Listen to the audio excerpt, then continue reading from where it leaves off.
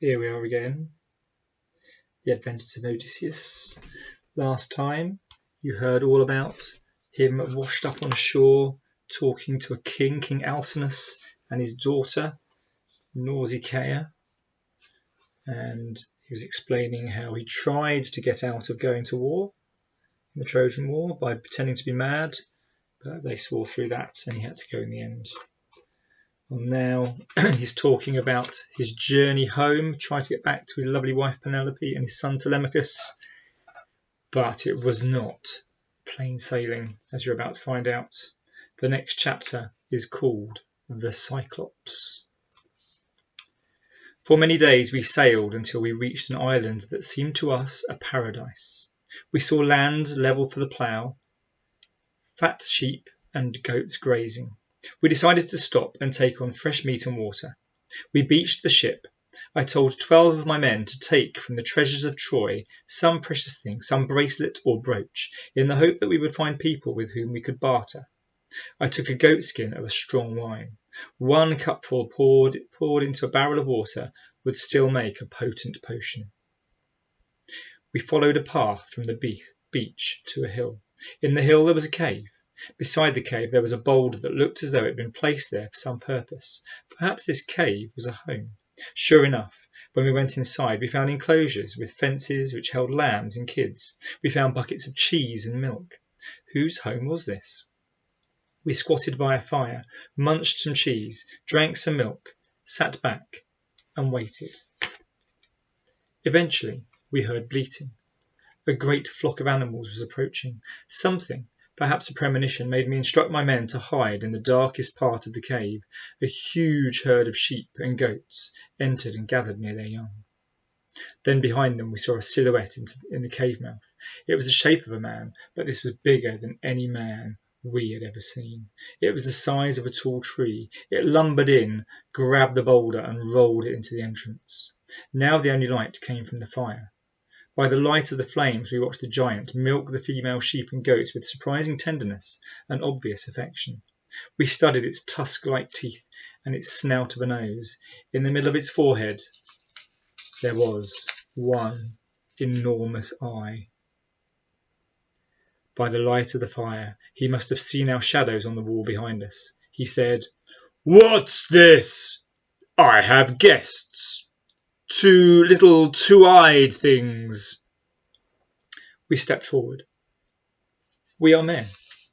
We have here precious treasures. We want to swap them for your meat and fresh water. Father God Zeus rewards those who are kind to travellers." "Zeus? Don't you know what I am? I am a Cyclops. We Cyclops are the son of the sea god Poseidon. We have no fear of your blustering Zeus."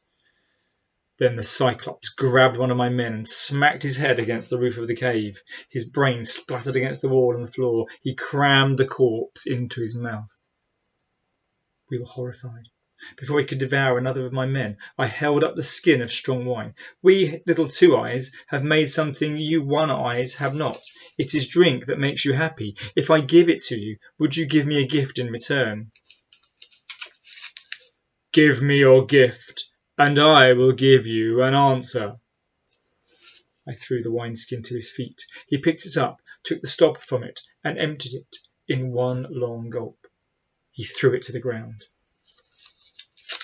"What is your name?" he asked. My name is Nobody."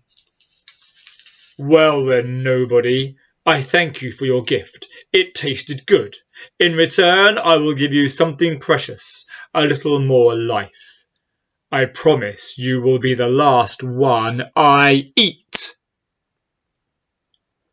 He grabbed another one of my men and bit off his head. As the Cyclops chewed, his cheeks reddened. His great eyelids met. He put out his hand to steady himself. The wine was taking effect. Soon he lay on the ground, his cheek against the sand, his eyes shut, his mouth open, dripping blood and wine. One of my crew drew his sword and stepped forward, intending to plunge the blade through the Cyclops' skin and kill him as he slept. I had to restrain him. The Cyclops was our only means of escape. All of us together weren't strong enough to push the rock from the cave mouth. We were trapped until this brute freed us. All that night we searched the cave. We found the trunk of an olive tree that the Cyclops was drying to use as a shepherd's crook. We drew our swords and whittled at it until it came to a sharp point. We put the point into the fire until it glowed red hot. We lifted the tree trunk onto our shoulders and urged each other on as we ran forwards and plunged the point into his eye, twisting it from side to side as we did. Steam rose up around the wood. The Cyclops gave an awful yell. He reared up and pulled the wood from his head with a sucking sound.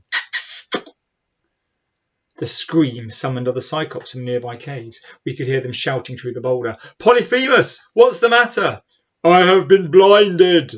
"Who has blinded you?" "Nobody! Nobody has blinded me." "If nobody has blinded you, there's nothing we can do to help you. It must be a punishment from the immortals. Pray to them, and your sight will be restored to you." And so the other Cyclops went back to their caves and their slumbers. All that night we played a terrible game of blind man's buff with Polyphemus. He felt his way around the walls of the cave, uttering threats and insults, the blood dripping from his chin. We ducked under his swooping hands. Eventually, when the animal's bleating alerted the Cyclops of the coming of the day, he felt his way along the walls of the cave until he touched the boulder that blocked the cave mouth. He pushed it out. He turned and squatted in the entrance, his back protruding out of the cave and his legs apart. He felt across the floor until he found the fences. He opened them and the flock made its way out to graze. Of course, they had to pass through his legs and under him. As they did so, he ran his fingers over their backs. Polyphemus was hoping we would try to escape by hiding among them. He was hoping he would recognise us by our human shape and pull us limb from limb, but I had guessed he would do this. During the night, my companions and I had tied the sheep together in rows of 3, one beside the other.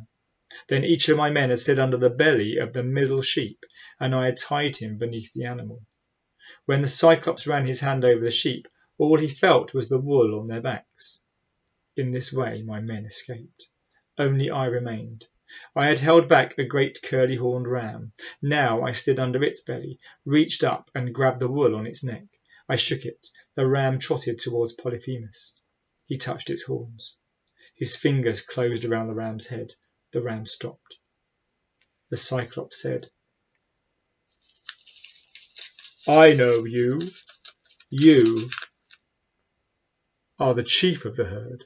Every morning you are the first to leave the cave, and yet today, when all the others have gone, you linger. Why?" Under the ram, I was sure that my heart was beating so loudly that the Cyclops would hear it. Then I heard him say, "I know why. Somehow you know that I am suffering, don't you?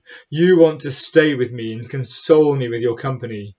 But there is nothing you can do. I am blind now. You must go and graze with your companions." He released the beast. It trotted out into the daylight. I was free. I untied my men, and we herded the sheep down to the ship. We made the water white with the blades of our oars. I looked back at this island that so recently had seemed to us like a paradise. I could see the hill and the cave. I could see the Cyclops in the cave entrance. He was still waiting for us to make our move, and I couldn't stop myself. I had to gloat. "Polyphemus, it was not nobody who blinded you. It was somebody.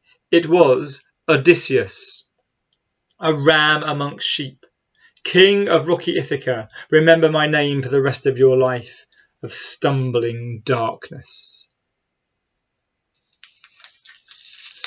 "Father Poseidon, did you hear his name? It was Odysseus who blinded your son. Blight his voyage with trial and calamity, so that if at last he reaches his homeland, let it be alone and unknown and under a strange sail, and let him find danger waiting where there should be a welcome."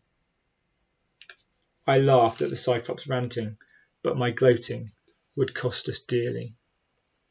Only he'd sailed away and just left quietly, all would be fine. But, as you're about to find out in the next chapter, all was definitely not fine for Odysseus. And he's only got himself to blame on this one. Hope that didn't scare you too much. Sleep well, enjoy, and come back again another time for another chapter of The Adventures of Odysseus.